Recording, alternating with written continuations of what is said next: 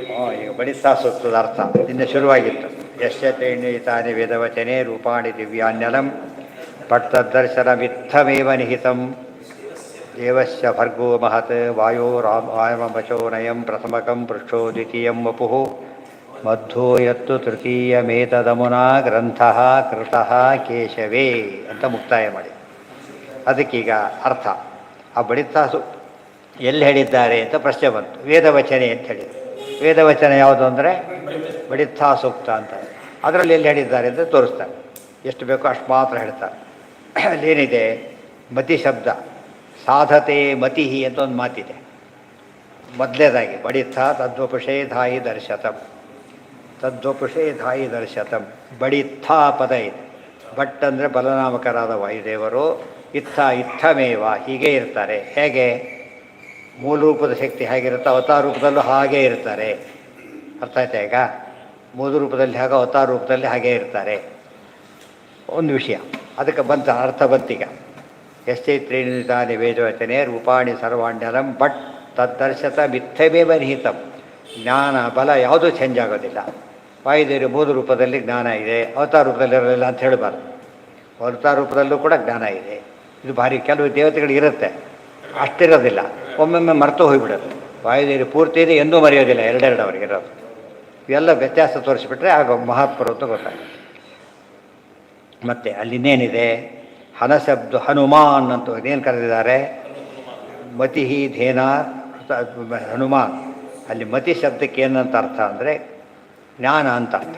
ಜ್ಞಾನ ಅಂದರೆ ಹನುಮಂತನ ವಿಚಾರ ಅಂತ ಅರ್ಥ. ಸಾಧತೆ ಮತಿಹಿ ಅಂದರೆ ಹನುಮದ್ ರೂಪದಿಂದ ಸಾಧನೆ ಮಾಡ್ತಾರೆ ಅಂತ ಅರ್ಥ. ಹನುಮಾನ್ ಮತಿ ಶಬ್ದಿತಃ. ರಾಮಸ್ಯ ಋತಸ್ಯ ಧೇನ ಅನಯ ಅಂತ ಬಂದಿದೆ. ಋತ ಅಂದರೆ ಏನು? ಆಚಾರ್ಯ ಹೇಳ್ತಾರೆ ಆಗಲೇ ಋಗತಾವಿತಿ ಧಾತೋಸ್ತು.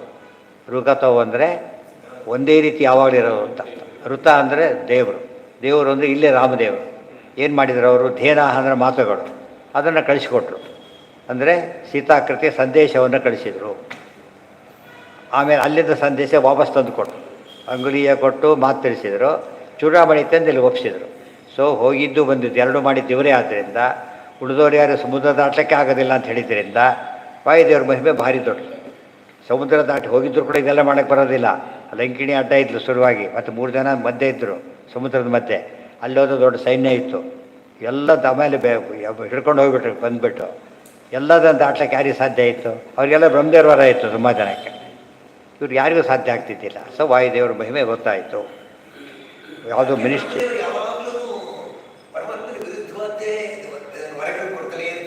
ಹೌದು, ಯಾಕೆಂದ್ರೆ ಮಹಿಮೆ ಗೊತ್ತಾಗಲಿ ಅಂತ. ಗೊತ್ತಾಗೋದು ಯಾವಾಗ ನಿಮಗೆ? ಪರೀಕ್ಷೆ ಮಾಡಿಸ್ಬೇಕಾದ್ರೆ ಹುಡುಗ ಬುದ್ಧಿವಂತ ಅಂತ ತೋರಿಸ್ಬೇಕೀಗ. ಗೊತ್ತಾಯ್ತಾ? ಒಬ್ಬ ಹುಡುಗ ಪ್ರಶ್ನೆ ಕೇಳಿದರು, ಇನ್ನು ಅವನಿಗೆ ಡಿಫಿಕಲ್ಟ್ ಕ್ವಶನ್ ಕೇಳಿದರು. ಇವನು ಹೆಚ್ಚು ಬುದ್ಧಿವಂತ. ಅವ್ನು ಉತ್ತರ ಕೊಟ್ಟೋಕ್ಕಾಗಲಿಲ್ಲ, ಬುದ್ಧಿವಂತ ಅಂದರೆ ನೀವೆಲ್ಲ ಪ್ರಶ್ನೆ ಒಳ್ಳೆಯ ಪ್ರಶ್ನೆ ಅದು. ಬ್ರಹ್ಮದೇವ್ರಂತೂ ಹೊರ ಕೊಡದೆ ಹೋಗಿದ್ದಾರೆ, ನಾವು ಯಾರಾದ್ರೂ ಕೊಂದು ಹಾಕೋದಾಗಿತ್ತು. ಸಾಧ್ಯ ಇಲ್ಲ. ಯಾರಿಗೆ ಟ್ರೈ ಮಾಡಿ ಬಡ್ಡೆ ಹೊಡಿತೆ ಹೊಡಿ ಅಷ್ಟೇ. ಅದು ಹೊಡಿ ಅಂತ ಹೇಳಿದ್ರೆ ಅದು ಹೊಡಿಯುತ್ತೆ ಅಂತ ಹೇಳಲಿಲ್ಲ. ಅರ್ಥ ಆಯ್ತಾ? ನೀವು ಹೊಡಿದೀರೇ ಸಾಯ್ತಿ ಅಂತ ಅರ್ಥ. ಅದು ಮಹಿಮೆ ಹೇಳೋದಕ್ಕೆ. ಒಳ್ಳೆಯ ಪ್ರಶ್ನೆ ಕೇಳಿದಾಗ ಉತ್ತರ ಕೊಟ್ಟವ್ರು ಜ್ಞಾನಿಗಳು ಅಂತ ಕರೀತಾರೆ. ಅಂತ ಅರ್ಥನೇ. ಅದು ಜ್ಞಾನ ಹೊರಗೆ ಬರಲಿಕ್ಕೆ ಅನುಕೂಲ ಆಗುತ್ತೆ ಅಲ್ಲೇನು. ಅದಕ್ಕೆ ಸಭೆಗಳಲ್ಲಿ ಹಿಂದೆಲ್ಲ ವಾದದಲ್ಲಿ ಸೋಲ್ತಾರಲ್ಲ, ಅವರಿಗೂ ಸನ್ಮಾನ ಮಾಡ್ತಾಯಿದ್ರು. ಅವರಿಗೂ ಸನ್ಮಾನ ಯಾಕೆ ಮಾಡ್ತಿದ್ರು ಗೊತ್ತೇನು? ಅಷ್ಟೆಲ್ಲ ಮಾಡಿದ್ದಕ್ಕೆ ಇದು ಒಂದು ನಿರ್ಣಯ ಆಯ್ತಲ್ಲ, ಆದ್ದರಿಂದ ಗೌರವ ಕೊಡ್ತಿದ್ರು. ಬೈದು ಕಳಿಸ್ತಿರಲಿಲ್ಲ. ಯಾವಾಗ ಬೈತಿದ್ರು? ಹುಚ್ಚಾ ಬಟ್ಟೆ ಮಾತಾಡಿ ಸೋಲನ್ನು ಒಪ್ಪಿಕೊಡದೆ ಹೋದಾಗ. ಅದು ಮೋಸ ಮಾಡಬಾರ್ದು. ಆದರೆ ತಪ್ಪಲ್ಲ. ಪ್ರಶ್ನೆ ಕೇಳೋದು ಎಂದೂ ತಪ್ಪಲ್ಲ. ಉದ್ದೇಶ ಸರಿ ಇರಬೇಕು. ಇವರು ಹೇಳೋದು ಸರಿಯಾಗಿ ಹೇಳೋದು. ಪ್ರಶ್ನೆ ಕೇಳಿ ತಪ್ಪು ಅಂತ ಇವರು ಅನ್ನಬಾರ್ದು, ಉತ್ತರ ಕೊಟ್ಟಿದ್ದು ಅವರು ಅನ್ನಬಾರ್ದು.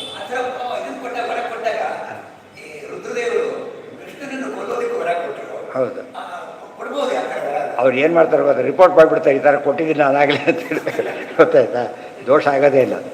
ನಿಮ್ಮ ಮೈಗೆ ಗೊತ್ತಾಗುತ್ತೆ. ಅಲ್ಲಿ ಹೋಗ್ತೇವೆ, ಹೋಗು 10 ಗಂಟೆ ಹೋಗುತ್ತೆ. ಮಣ್ಣು ತಿನ್ನು ಅಂತ ಹೇಳೋದಿಲ್ಲ. ಮಣ್ಣು ತಿನ್ನು ಬೇಕಾದರೆ ತಿನ್ನು ಅಂತ ಅರ್ಥ. ಹೊರಗಳೆಲ್ಲ ಹಾಗೆ. ಹೊರಗಡೆ ಒಂದು ಮಾತು ಸೇರಿಸ್ಕೋಬೇಕು. ಹೋಗು, ನೀನೇ ಸೋಲ್ತಿ ಅಷ್ಟೇ. ನಮ್ಮ ಸೈಡಿಂದ ಕೊಡಿ. ಕೆಲವರು ಇರ್ತಾರೆ, ನೀವು ಅಂದ್ಬಿಡಿ ಮುಂದೆ ನಾವು ಮಾಡ್ಕೋತೀವಿ, ನೀವು ಬುದ್ಧಿ ಕಳಿಸಿ ಫೈಲ್ ಅಂತಾರೆ. ಇವರೇನು ಮಾಡ್ತಾರೆ? ಮುಂದೆ ಆಗೋದಿಲ್ಲ ಅಂತ ಹೇಳ್ತಾರೆ. ನೀವಂತೂ ಕಳಿಸ್ಬಿಡಿ ಅಂತಾರೆ. ಇವ್ರಿಗೆ ಕಳಿಸಿಬಿಡ್ತಾರೆ. ಅಲ್ಲರಿ ತಕ್ಕ ವಾಪಸ್ ಬರೋದು. ಮೊದಲೇ ಹೇಳಲಿಲ್ಲ ಅಂತ ಕೇಳ್ತಾರೆ.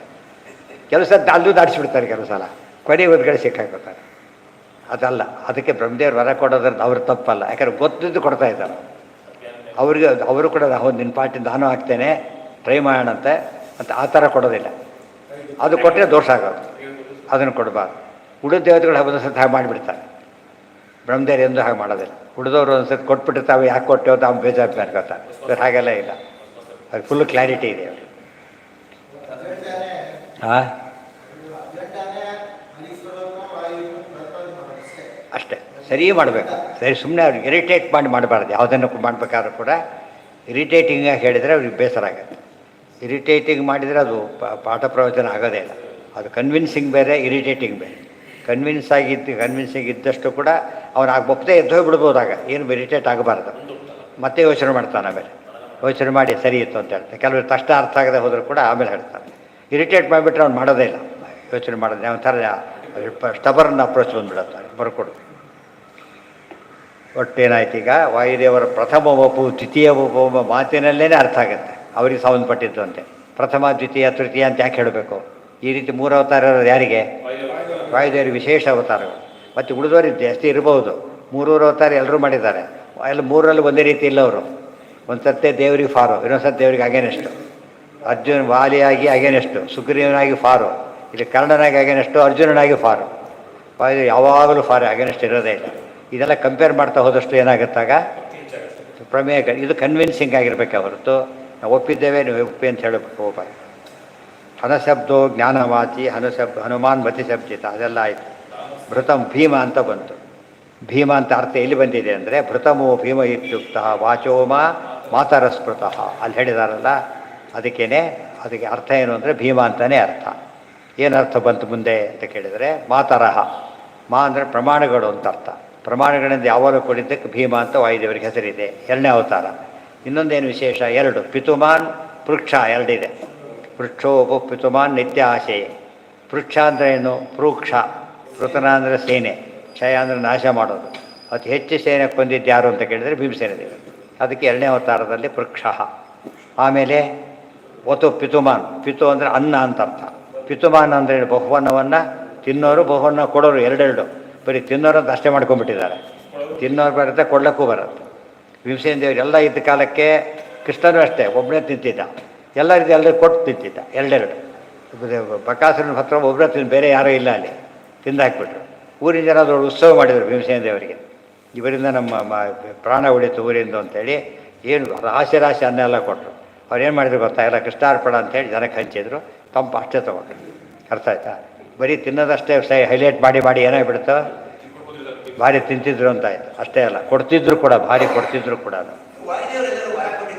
ಹಾಂ, ಅವ್ರಿಗೆ ಗೊತ್ತು ಕೊಡೋದಿಲ್ಲ ಅಂತ ಗೊತ್ತು, ಯಾರು ಹೋಗೋದಿಲ್ಲ ಹತ್ರ. ಇವರೇ ಹೋಗಲ್ಲ, ಬಾದ್ವರೇ ಹೋಗಲ್ಲ, ಅವರೇ ಹೋಗ್ತಾರೆ. ಅವ್ರು ಒಟ್ಟು ಅವರು ಹೋಗೋದಿಲ್ಲ ಯಾರು ಕೂಡ. ವಾಯ್ಸ್ ಹೇಳಿದ್ರೆ ಎಲ್ಲ ಸಿಗುತ್ತೆ. ಅವ್ರಿಗೆ ಗೊತ್ತು, ಅವ್ರು ಸ್ಟ್ರಿಕ್ಟ್ ಅವರು. ನೋಡಿ, ಇನ್ವಿಜಿಲೇಟರ್ ರೋಲ್ ಬೇರೆ, ಎಕ್ಸಾಮಿನರ್ ರೋಲ್ ಬೇರೆ. Same person. ಎಕ್ಸಾಮಿನರ್ ಆಗಿದ್ದಾಗ ವ್ಯಾಲ್ಯೂ ಮಾಡ್ತಾರೆ ಅಷ್ಟೇ, ಇನ್ವಿಜಿಲೇಟರ್ ವ್ಯಾಲ್ಯೂ ಮಾಡೋದಿಲ್ಲ. ಏನು ಮಾಡ್ತಾರಲ್ಲಿ? ಅದೇ ವ್ಯಕ್ತಿ 2 ಮಾಡಿದೆ, ಆ ಪೇಪರ್ ಸೆಟ್ಟರ್ ಆಗಿದ್ದಾನೆ, ಪಾಠ ಮಾಡ್ತಾರೆ. 4-5 ರೋಲ್ ಇದೆ. ಆ ರೋಲ್ ಇದ್ದಾಗ ಅದೊಂದೇ ಮಾಡಬೇಕು. ನಮ್ಮನ್ನು ಪರಿಸರ ದೃಷ್ಟಿ ಎಲ್ಲರಲ್ಲೂ ಉಸಿರಾಡ್ತಾರೆ, ಅದಕ್ಕೆ ಏನು ವ್ಯತ್ಯಾಸ ಇಲ್ಲ, ಎಲ್ಲರೂ ಹಾಗೆ ಮಾಡ್ತಾರೆ.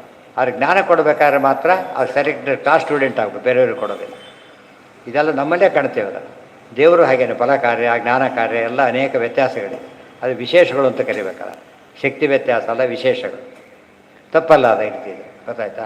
ಇಲ್ಯುಲೇಟ್ರಾಗಿ ಹೇಳಿದ ಅಂದರೆ ಅವನು ಸಸ್ಪೆಂಡ್ ಆಗ್ತಾನೆ. ತಮ್ಮ ಬೇಕಾದ ವ್ಯಕ್ತಿ ಕೂತಿರ್ಬೋದು ಅಲ್ಲಿ, ಆ ಕ್ಲಾಸಲ್ಲಿ ನಂಬರ್ 1 ಸ್ಟೂಡೆಂಟ್ ಅವನೇ. ಅವ್ನು ಹೇಳಿದ್ರೆ ಯಾರು ಬೈಯೋದು ಕೂಡ ಇಲ್ಲ, ಸ್ಟಿಲ್ ಹೇಳೋದಿಲ್ಲ. ಯಾಕೆ ಹೇಳಬಾರ್ದು? ಅಪಚಾರ. ಯಾಕೆ ಅವ್ನ ಹುಡುಗ ಕೇಳಬಾರ್ದು ಕೂಡ. ಸರ್ ಕೇಳಬಾರ್ದು, ಇವ್ರು ಹೇಳಬಾರ್ದು. ಅಕಸ್ಮಾತ್ ಕೇಳಿದರೆ ಮುಂದೆ ಹೋಗ್ಬಿಡ್ಬೇಕು ಅಷ್ಟೇ ಹೊರತು ಉತ್ತರ ಕೊಡಬಾರ್ದು. ಅವನು ಕೇಳಿದ್ರೆ ಇವ್ರು ಹೇಳಬಾರ್ದು. ಗೊತ್ತಾಯ್ತಾ? ಇವರು ಕೂಡ ಹೇಳಕ್ಕೆ ಹೋಗ್ಬಾರ್ದು, ತಾವಾಗೇ ಹೇಳಬೇಕು, ಹೋಗ್ಬಾರ್ದು. ಅದು ನ್ಯಾಯ. ಗೊತ್ತಾಯ್ತು? ಯಾಕೆ ಹೇಳಬಾರ್ದು ಪ್ರಶ್ನೆಗೆ ಉತ್ತರ. ಅದು ಎಲ್ಲರಿಗೂ ಹೇಳ್ತಾ ಕೂತ್ಕೊಂಡ್ಬಿಟ್ರೆ ಏನಾಗುತ್ತಾಗ ಪರೀಕ್ಷೆಗೆ ಅರ್ಥನೇ ಇರೋದೆ. ಪಾಠ ಅಲ್ಲೇ ಮಾಡಿಬಿಟ್ರೆ ಅದು ಕ್ಲಾಸಲ್ಲೇ ಪರೀಕ್ಷೆಗೆ ಸರಿ ಪಾಠ ಮಾಡಿಬಿಟ್ರೆ ಮುಗಿತು. 1 2 3 படிಸಿಬಿಟ್ರೆ ಆಯ್ತು. ಹಾಗಾದರೆ ಅದಕ್ಕೆ ರೋಲ್ ಬೇರೆ.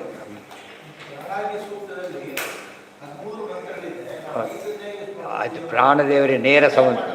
ಅದು ಏನಾಗಿದೆ ಗೊತ್ತಾ? ಪ್ರಾಣದೇವರಿಗೆ ಡೈರೆಕ್ಟ್ ಸಂಬಂಧಪಟ್ಟಿರೋದು 5. ಅದು ಮೊದಲು ಹೆಸರಿಟ್ಟರು ಕೂಡ ಬಿಡೋದು ಬೇರೆಯವರು ಅಪ್ಲೈ ಆಗುತ್ತೆ. ಎಲ್ಲ ಮಂತ್ರಗಳನ್ನು ಓದಿ ನೀವೀಗ. ಮಂತ್ರಗಳಲ್ಲಿ ಛಂದಸ್ ಚೇಂಜ್ ಆಗುತ್ತಲ್ಲ, ದೇವರು ಚೇಂಜ್ ಆಗ್ತದೆ.